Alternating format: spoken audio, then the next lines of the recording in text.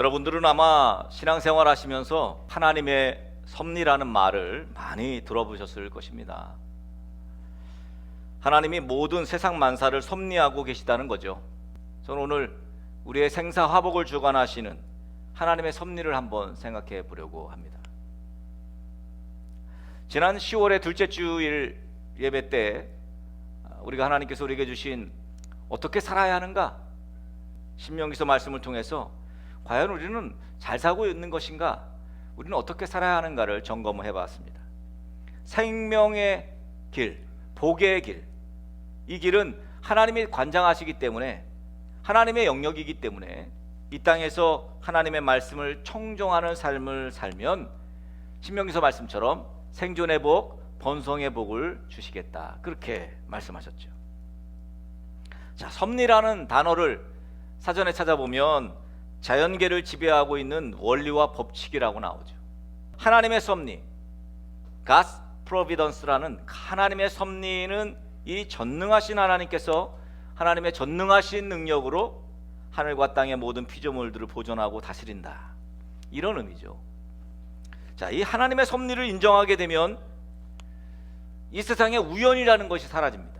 들에 피는 꽃, 저 흐드러지게 피는 꽃, 또 산에서 자라는 나무들, 또 비가 내리는 거, 또 비가 너무 안 내리는 가뭄들, 또 인간의 건강, 그리고 질병, 또 부유함, 가난함, 모든 것들, 우리의 인간이 보고 듣고 느끼고 삶을 영위해가는 모든 것에 해당되는 이것들, 이 모든 것이 하나님의 세밀한 손길로 인해서 형성되었다. 이거 역시 하나님께서 섭리하고 계시고 하나님이 섭리하신 상태다 라는 거예요. 자, 그런데 우리는 늘 그러죠. 아니 하나님, 이왕 하나님께서 섭리하시려면, 이왕 하나님께서 내 삶에 개입하시려면, 이왕이면 내가 부자가 되고, 그죠? 또 하는 일마다 잘 되고, 그렇게 해주셔야지 왜 이렇게 가난하고 또 내 삶을 힘들게 하시는 겁니까? 왜 내 삶이 어렵게 섭리하시는 것입니까? 잘 안 되게 섭리하시는 겁니까? 건강치 못하게 섭리하시는 겁니까? 이런 원망 여러분 해보셨어요? 우리나라 속담에 뒤로 자빠져도 코가 깨진다. 이상하게 뭘 해도, 내가 뭘 해도 잘 안 되는 그런 사람을 가리켜 하는 말이죠. 분명히 안 될 수 없는 일이야. 이건 다 될 수밖에 없는 일이고 도와주는 사람도 많고 또 재정적인 능력도 돼가지고 이게 다 돼야 되는데 이상하게 그 사람은 안 되는 그런 사람, 뒤로 자빠져도 코가 깨지는 사람. 여러분, 인생을 살다 보면 내 맘대로 안 될 때가 많습니다. 그럼 누구 맘대로 될까요? 결국은 보이지 않는 하나님의 손길에 의해서 하나님의 뜻대로 되는 거죠. 우리가 겉으로 볼 때에는 무질서해 보입니다. 사실은 하나님은 뚜렷하게 일관되게 방향으로 계속해서 진행하고 있는데 우리는 왠지 하나님이 무질서하고 시고 별로 상관 안 하시는 것 같고, 그래서 사무엘상 2장에 보면 6절과 7절 말씀에 보면 여호와는 죽이기도 하시고 살리기도 하시며 수월에 내리게도 하시고 거기에서 올리기도 하시는도다. 여호와는 가난하게도 하시고 부하게도 하시며 낮추기도 하시고 높이기도 하시는도다. 아멘입니까? 하나님께서 섭리하시는 가운데 우리가 지금 가난하다면 그것은 우리가 가난해야만 하는 이유가 분명히 있다는 거예요. 정말 열심히 노력하고 애썼는데 그 결과가 가난이라면 저는 그건 결코 가난한 것이 아니라고 생각해요. 열심히 노력했어요. 노력하지도 않고 그냥 탱자탱자 그냥 집에서 뒹굴뒹굴 아무것도 안 하고 가난하다, 왜 날 가난하게 하십니까? 이러면 문제죠. 그런데 내가 할 일 열심히 하고 또 맡겨진 일 열심히 하는데도 불구하고 가난하게 되면 하나님의 섭리 안에 있다는 것 자체가 우리의 안 좋은 환경이나 우리의 처한 최악의 상황보다도 더 중요하다는 거예요. 물론 하나님께서 모든 것을 섭리하신다고 해서 우리의 죄나 우리의 불신앙, 우리의 불행, 우리의 재앙, 이런 것들이 다 하나님의 책임이라는 말은 아니에요. 그건 아닙니다. 하나님은 모든 일을 섭리하시되 그냥 방임하지 않으시고 하나님께서 작정하신 대로 일관되게 섭리하시고 주장하십니다. 만약 어떤 사람이 넘어져요, 그건 역시 하나님의 섭리에 따르는 것이죠. 그러나 그 사람의 넘어짐은 하나님 때문이라고 말할 수는 없어요. 그 사람 때문인 거죠. 인류의 타락의 원인은 하나님의 계획이 아니었습니다. 사람의 불순종을 통해서 형성된 결과일 뿐입니다. 그래서 이 땅의 창조에서의 하나님의 섭리는 뭐예요? 첫 번째, 보존하시는 하나님. 두 번째, 통치하신 하나님. 그죠? 근데 인간의 죄악이, 인간의 불순종이 결국 에덴 동산에서 쫓겨나게 되는 결과를 낳은 거예요. 그리고 계속되는 죄악들로 인해서 홍수로 세상을 멸하셨습니다. 당대 의인이었던 노아 가족을 통해서 홍수 이후에 노아의 세 아들을 중심으로 메소포타미아 지역에 인류가 다시 문명을 일구게 되죠. 그러다가 하나님께서 왕권을 거부하는 세력들이 모여서 바벨탑을 쌓잖아요. 그러면서 국가를 이루게 되죠. 그들이. 하나님은 이들을 언어로 흩으셨습니다. 그리고 메소포타미아 지역 중심으로 고대 바벨론 제국이 형성됩니다. 그때 하나님의 나라를 하나님은 생각한 거예요. 이제 내 나라를 세우자. 그래서 세계에 흩어진 사람들에게 하나님이 창조도 되시고 세상의 왕 되심을 전하라고 한 나라를 바로 계획하시고 설립하게 되는 거예요. 이를 위해서 갈대아 우르의 이제 아브라함을 떠나게 하죠. 너의 고향 친척과 아비와 아버지의 집을 떠나 내가 내게 보여줄 땅으로 가라. 내가 너로 큰 민족을 이루고 땅의 모든 족속이 너로 말미암아 복을 받게 될 것이다. 우리가 잘 아는 창세기 12장부터의 아브라함의 출현으로 인해서 결국은 이제 민족을 이루게 되는 거예요. 하나님의 나라를, 하나님의 민족을, 하나님의 백성을. 아브라함이 약속의 땅에 떠나죠. 그리고 가나안 땅에서 후손들이 번성할 때 애굽으로 이민을 가게 하죠. 누굴 통해서? 바로 요셉을 통해서. 그죠? 이게 다 섭리예요. 하나님의 섭리가 아니면 그렇게 될 수가 없습니다. 그 가나안 땅에서 애굽으로 이제 이주한 이 이스라엘 백성들이 애굽에서 이제 그렇게 약 430년 동안에 살다가 200만 명, 250만 명으로 늘어났어요. 이때 모세를 통해서 하나님은 출애굽하게 하십니다. 다시 가나안 땅으로 가서 당신의 백성들을 이제 그 가나안 땅에서 살게 하시려고 출애굽시키죠. 우리가 성경을 통해 보였듯이 이스라엘 백성들이 가나안 땅에 들어가기가 쉬웠습니까? 너무 어려웠죠. 하나님께서 왜 당신이 직접 세우신 나라 백성들이 쉽게 그리고 편하게 적과 꿀이 흐르는 가나안 땅에 들어가지 못하게 하시고 그렇게 고초를 당하고 전쟁하게 하시고 힘든 여정을 40여 년간 그렇게 하셨을까? 아마 모르긴 해도 당시 이스라엘 백성들은 하나님께서 그 기나긴 여정 동안에 광야에서 지나게 하신 그 섭리를 이해 못했을 거예요.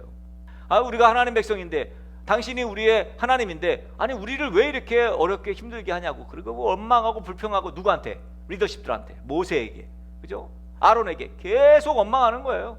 하나님은 하나님에게 할 원망을 계속 모세와 아론에게 한 거죠. 이 광야에서 왜 이렇게 힘들게 하냐고. 오늘 우리에게 주어진 이 광야 같은 삶도 마찬가지입니다. 사실 하나님께서 우리를 섭리하시는 중인데 우리는 뭐예요? 하나님의 그 깊고 높은 뜻을 이해할 수 없어요. 그러니까 계속 원망하는 거죠. 하나님 왜 나를 이렇게 가난하게 하십니까? 왜 내가 하는 일마다 안 되게 하시는 겁니까? 왜 나를 이렇게 힘들게 하시는 겁니까? 바울은 오늘 말씀에서 하나님의 섭리를 이렇게 풉니다. 우리가 알거니와 하나님을 사랑하는 자 곧 그 뜻대로 부르심을 입은 자들에게는 모든 것이 합력하여 선을 이루느니라. 오늘 본문 말씀에서 하나님의 섭리하시는 대상을 엿볼 수 있어요. 하나님께서 섭리하시는 사람들 어떤 사람이라는 거예요? 하나님을 사랑하는 자들이라는 거예요. 하나님을 사랑하는 자들, 하나님의 뜻대로 부르심을 입은 자들. 그러니까 아무나 섭리하시는 거 아니에요. 착각하면 안 됩니다. 하나님을 사랑하고 하나님의 뜻대로 부르심을 입은 자들을 섭리하시는 거죠. 이 땅의 모든 사람들이 다 모든 것이 협력하여 선을 이루는 것이 아닙니다. 결국 하나님의 섭리 안에 있으려면 하나님을 사랑하고 하나님의 뜻대로 부르심을 입어야 한다는 거죠. 바울은 누구보다도 하나님의 섭리를 깨달은 사람이에요. 바울은요 하나님을 너무도 사랑했어요.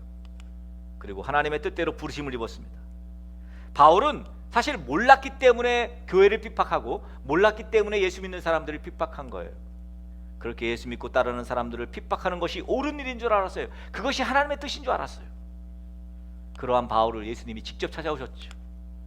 열방의 복음을 전함으로 건설될 하나님의 나라에 대한 비전을 바울에게 보여준 거예요.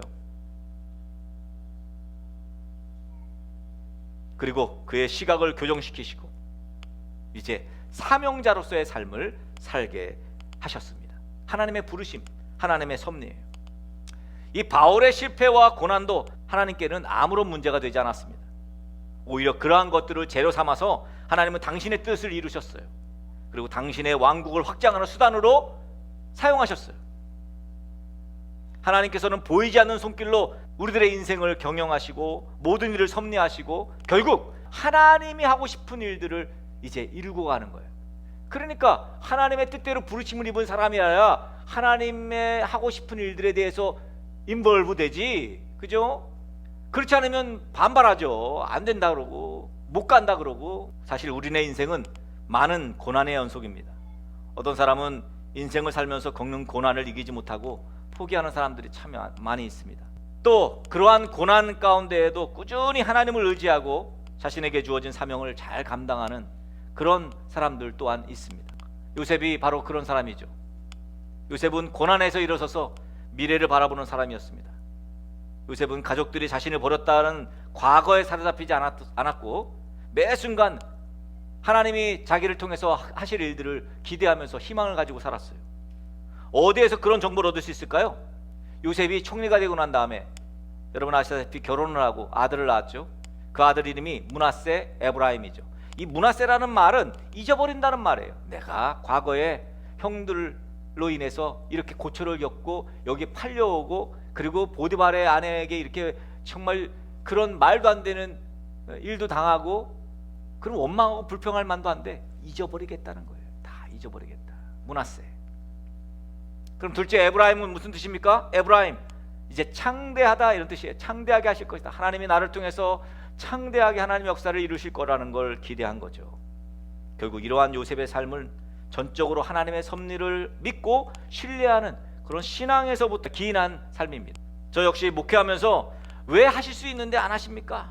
왜 부흥시켜주지 않습니까? 하나님 왜 마음껏 선교하게 좀 우리를 풍요롭게 하지 않습니까? 도와줄 수 있도록 왜 안 해주십니까? 하나님 왜 능력을 더해주지 않는 겁니까? 하나님 왜 성도들이 더욱 성숙한 믿음의 삶을 살게 하지 않습니까? 하나님 왜 부유한 삶을 허락해 주지 않느냐고 말이죠. 우리 성도들 다 부유하게 해주셔야 되지 않겠습니까? 하나님 그러면서 하나님을 원망했던 적이 많았습니다. 사실 하나님의 섭리가 나 중심으로 진행되기를 원했던 이기적 발상이죠. 아직 다 익지 않은 열매, 농익은 열매가 아닌데도 불구하고 무조건 따서 먹으려 하는 성급한 판단 때문에 결국 어떻게 돼요? 먹고 탈이 나는 거예요. 이거 같은 이치입니다. 하나님은 내가 아직 부자가 되면 안 되기 때문에 아직까지 가난하게 하신 거예요, 여러분. 이렇게 말씀드리면 좀 불편합니까, 여러분? 우리가 가난한 이유는 우리가 부자가 되면 안 되기 때문에 지금 가난한 거예요. 부자가 되면 하나님을 떠나고 하나님 아닌 다른 신을 섬길까 하기 때문에 하나님께서 우리를 아직 부자가 되게 안 하시신 거예요. 그런데 우리의 믿음의 분량이 광야에서의 삶을 충분히 하나님의 섭리로 이해할 수 있을 정도의 믿음이 된다면 저는 얼마든지 이것은 동일하게 우리가 전도해야 될 대상자들, 우리 가족들, 우리 주변 사람들 마찬가지입니다. 다른 모든 것에도 역시 동일하다고 생각해요. 하나님은 우리가 아직 성도들이 많아지고 재정이 많아지면 안 되기 때문에 아직까지 이렇게 여기 있게 하신다고 생각합니다. 때가 되면 분명히 하나님은 당신의 섭리 속에 우리와 여러분에게 그죠? 역사하실 것이라는 거죠. 사도 바울은 그것을 깨달았던 거예요. 그래서 오늘 읽진 않았습니다만 25절에 올라가면 만일 우리가 보지 못하는 것을 바라면 참음으로 기다릴지니라 그랬어요. 여러분 우리는 예수님을 믿습니다. 그러나 우리는 완전한 의인이 아니에요. 하나님께서 문설주에 바른 어린 양의 피를 보고 그냥 넘어가셨듯이 우리 또한 예수님의 피로 우리를 그저 하나님이 의롭다 그냥 너 그냥 의롭다고 그냥 쳐주는 거예요. 가려주는 거예요. 사실은 죄인인데 그냥 의롭다 내가 쳐줄게. 예수님의 피로 말해요. 그저 용서받은 죄인의 신분, 이게 우리의 정체성이에요. 완벽하게 죄를 전혀 짓지 않는 그런 완전한 자가 아니라는 거예요. 어린아이에게 그냥 권총 하나를 맡긴 것과 똑같죠. 아직 완전하지 않은데 권총을 맡길 수가 없잖아요. 결국 우리의 판단과 선택은 무조건 올바르지 않다는 것입니다. 그래서 우린 절대적 신이요 절대적 의로운 하나님의 판단과 선택을 존중하고 믿고 따라야 하는 거예요. 요셉은 자기를 팔았던 형들이 얼마나 미웠겠어요. 하나님 도대체 왜 나를 이렇게 고난과 낙심 가운데서 살게 하시고 나를 팔아버린 형들을 벌하시지 않는 겁니까? 하나님이 좀 부당합니다. 하나님의 정의는 도대체 어디에 있단 말입니까? 맞는 말 같습니다. 그러나 오늘 사도 바울의 고백처럼 우리가 알거니와 하나님을 사랑하는 자 곧 그 뜻대로 부르심을 입은 자들에게는 모든 것이 합력하여 선을 이룬다. 하나님을 사랑하는 요셉은 이 모든 고난의 일을 겪고 나서야 마침내 하나님께서 왜 자신을 이 자리에 보내셨는지, 왜 하나님께서 애굽 땅에 자기를 총리로 세우셨는지 합력하여 선을 이루시는 하나님의 뜻과 섭리를 깨닫게 되어서 이렇게 고백해요. 요셉의 고백을 들어보세요. 창세기 45장 7절입니다. 이렇게 말해요. 하나님이 큰 구원으로 당신들의 생명을 보존하고 당신들의 후손을 세상에 두시려고 나를 당신들보다 먼저 보내셨나니. 하나님이 나를 먼저 보낸 거예요. 당신들이 팔았지만 나를, 이게 형들한테 하는 말 아닙니까? 당신들이 나를 이곳에 팔았지만, 그렇지만 사실은 하나님께서 나를 이곳에 보내신 거라고. 요셉은 하나님께서 자신을 통해서 가족들의 생명을 지키고 앞으로 태어날 후손들을 보호하시고 하나님의 민족 이스라엘을 더욱 부흥케 하기 위해서 자신을 애굽에 보낸 것을 알게 되었다는 거죠. 그걸 알게 된 요셉은 어떻게 했을까요? 할 수 있는 게 하나밖에 없죠. 감사밖에 없었어요. 요셉은 감사밖에 할 게 없었어요. 하나님의 섭리를 알고 나니까 감사밖에 할 게 없어요. 저 역시 마찬가지죠. 제 목회 22년의 여정을 돌아보고 감사밖에 할 게 없어요.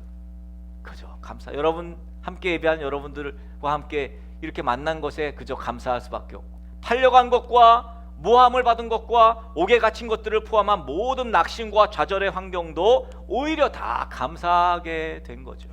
하나님을 사랑하는 등대교회 성도 여러분, 하나님의 뜻대로 부르심을 입은 등대교회 성도 여러분, 우리들을 통해서 모든 것이 합력하여 선을 이루실 살아계시고 섭리하신 하나님을 전적으로 믿어야 돼요. 그리고 전적으로 청종해야 합니다. 그리고 더 나아가서 감사해야 합니다. 비록 눈에 보이는 길이 광야길이에요. 앞이 보이지 않습니다. 그냥 울퉁불퉁하고 힘든 길이에요.